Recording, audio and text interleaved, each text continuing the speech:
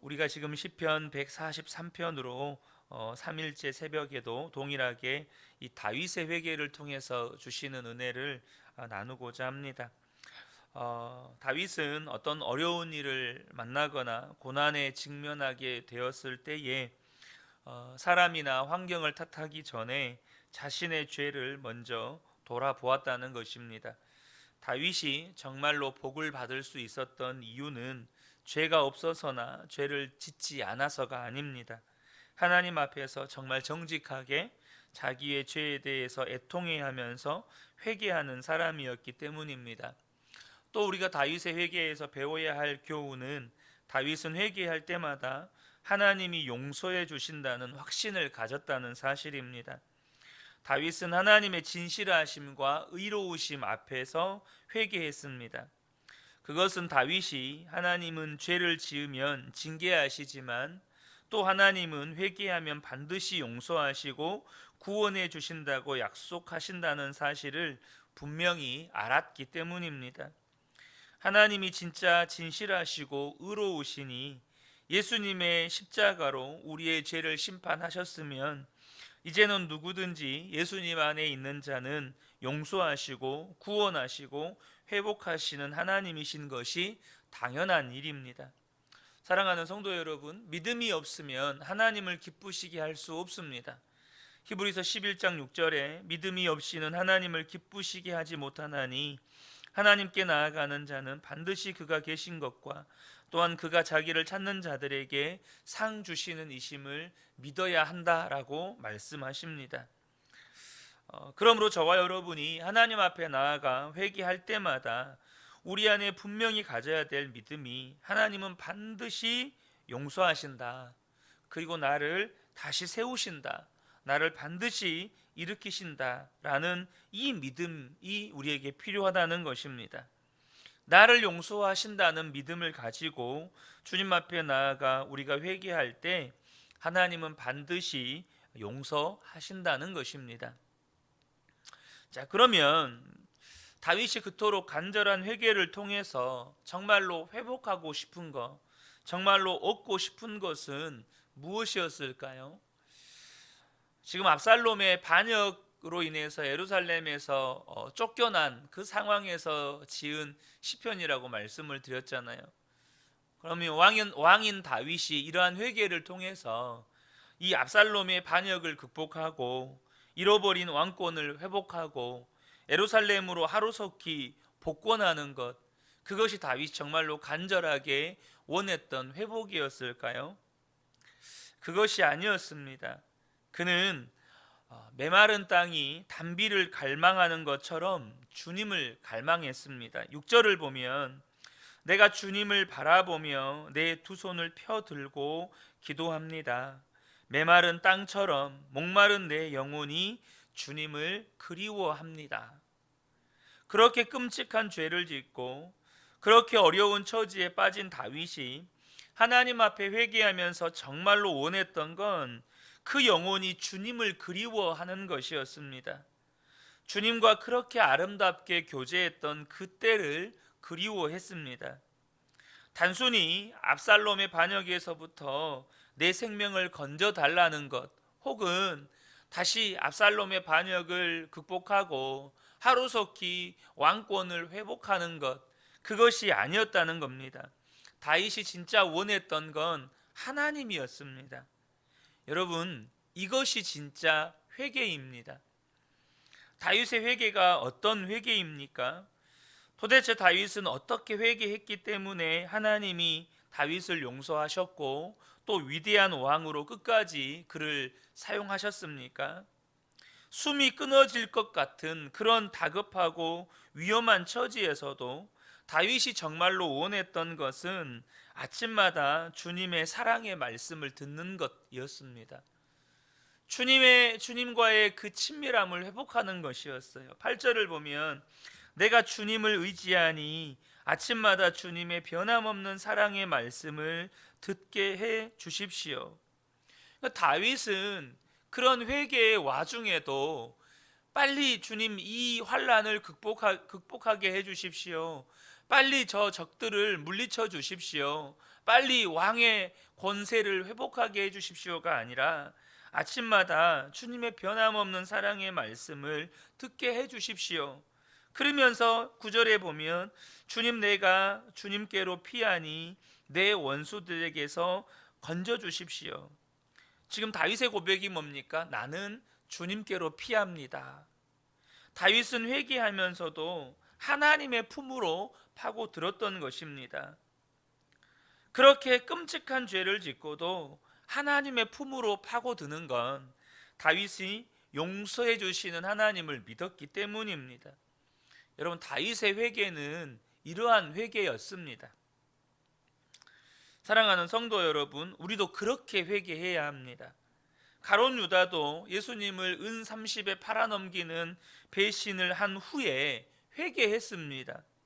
그런데요, 이 가룟 유다는요, 그 다음에 스스로 목숨을 끊어버렸습니다. 분명히 이 가룟 유다도 자신의 죄를 깨달았고 자기의 죄에 대해서 고통스러워했습니다. 그런데 스스로 목매달아 죽은 거예요. 여러분, 그것은 결코 자신을 구원하는 회개가 아니라는 것입니다. 하나님이 우리에게 원하시는 회개는 우리를 절망시키시는 것이 아닙니다. 회개하면 받아주신다는 거예요. 회개하면 회복시켜 주시겠다는 겁니다. 그것을 믿으라는 거예요. 11절에 주님의 이름을 위하여 나를 살리시고 주님의 의로우심으로 내가 받는 모든 고난에서 내 영혼을 건져 주십시오. 여러분, 어제도 잠깐 말씀드렸지만 회개를 하는데 다윗의 요구가 너무 여러분 뻔뻔하지 않습니까? 주님의 이름을 위하여 나를 살려 주십시오. 지금 잘못을 구하는 사람이 주님의 이름을 위해서 나를 살려달라는 거예요. 당신의 명예를 위해서 나를 살려달라는 겁니다. 너무 뻔뻔하지 않습니까? 여러분, 근데 여러분, 이게 뭡니까? 다윗 안에 믿음이 있는 거예요. 회개하면 회복시켜 주시고, 그렇게 나를 회복시켜 주시는 건 주님의 의로우심과 주님의 그 진실하심을 드러내는 일이라는 거예요. 주님은 회개할 때 언제나 회복시켜 주시겠다고 약속하셨기 때문에 그 약속의 의로우심을 믿는 거죠. 그래서 12절에도 다윗이 이렇게 말합니다. 주님은 한결같이 나를 사랑하시니 나는 주님의 종입니다. 한결같은 변함없는 주님의 사랑을 다윗은 고백합니다. 회개하는 자, 용서를 구하는 자의 고백이라고는 너무나도 뻔뻔하지만 주님은 그렇게 우리가 회개하기를 원하십니다. 주님의 사랑을 믿고 주님의 신실하심을 믿고 주님의 의로움을 믿고 회개하라는 거죠. 주님의 약속을 믿기에 주님의 진실하심과 의로우심을 믿는 자들만 할 수 있는 기도요, 회개인 것입니다. 혹시 여러분 중에서는 자신에 대해서 절망하는 분이 계십니까?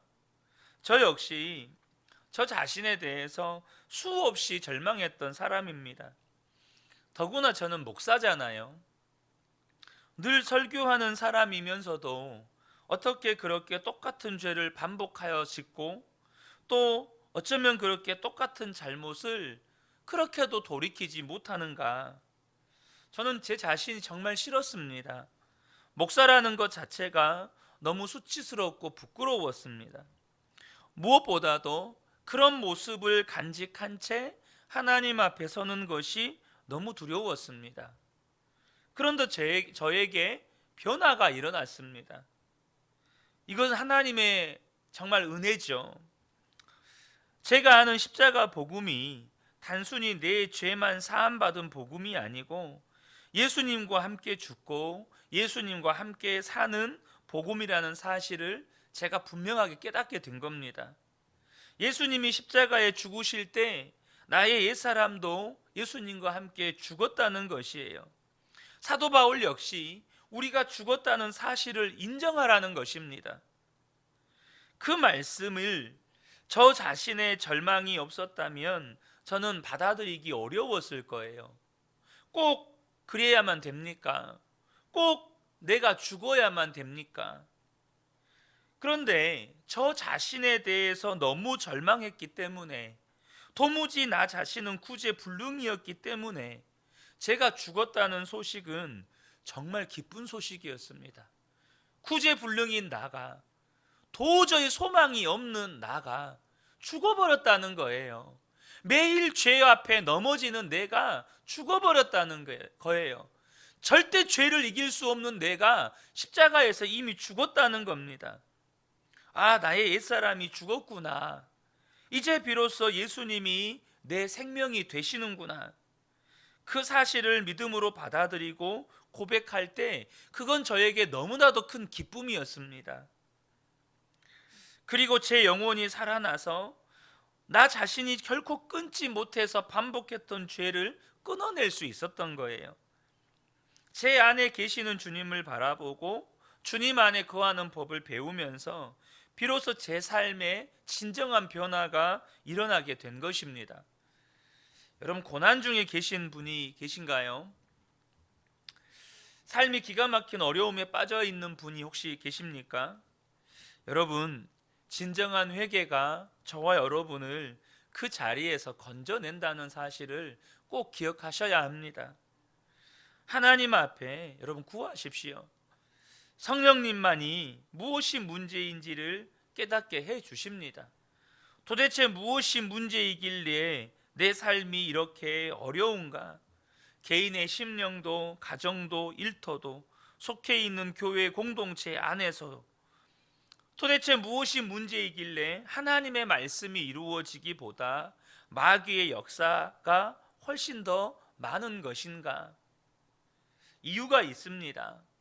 여러분, 회개해야 할 것을 진짜 회개하지 못하면 주님도 역사하실 수가 없는 것입니다. 회개하면 반드시 우리를 살리십니다. 10번 넘어져도 11번 일으키시고, 100번 넘어져도 101번 일으키시고, 1000번 넘어져도 1001번째 주님이 일으키십니다. 그래서 여러분, 회개를 해도 담대하게 주님의 품 안에 안길 수 있는 것이에요. 히브리서 10장 19절에 그러므로 형제들아 우리가 예수의 피를 힘입어 성소에 들어갈 담력을 얻었나니, 히브리서 기자는 담력이라고 말씀합니다. 그리고 성소는 어떤 곳입니까? 속죄함을 받는 곳입니다. 우리가 어떤 죄를 지었든지 회개를 해도 담대하게 주님의 품으로 파고들 수 있는 이유가 십자가의 은혜 때문이고 우리 안에 계신 성령님의 그 보증 때문입니다. 혹시 나는 큰 죄를 지은 것이 별로 없는데 도대체 무엇을 회개하라는 말인가? 혹시 그런 생각 가운데 계신 분이 있다면 여러분이 하나님 앞에 가서 내 죄가 무엇인지 깨닫지 않게 되기를 축복합니다. 여러분, 하나님 앞에 가서 내 죄가 무엇인지를 깨닫게 된다면 그건 너무나도 두렵고 끔찍한 일입니다. 주님, 제가 제 자신에 대해서, 제 자신의 죄에 대해서 깨닫기 원합니다. 제 눈이 뜨이고 내 영혼이 잠에서 깨어나게 해 주십시오. 정말로 지금 저와 여러분이 그렇게 기도해야 할 때인 줄로 믿습니다. 바로 지금 성령께서 상하고 통회하는 마음을 주시는 것이 축복입니다. 이 사람이 진짜 죄에서 벗어난 사람인가 아닌가 자신의 죄를 고백하는 것을 보면 압니다. 여러분, 사도 바울은요, 자신을 향해서 나는 죄인 중에 괴수라고 고백했습니다.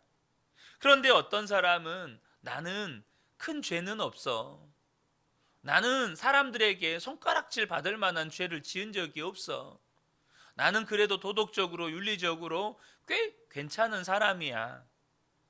여러분, 혹시 그렇게 하시는 분이 계십니까?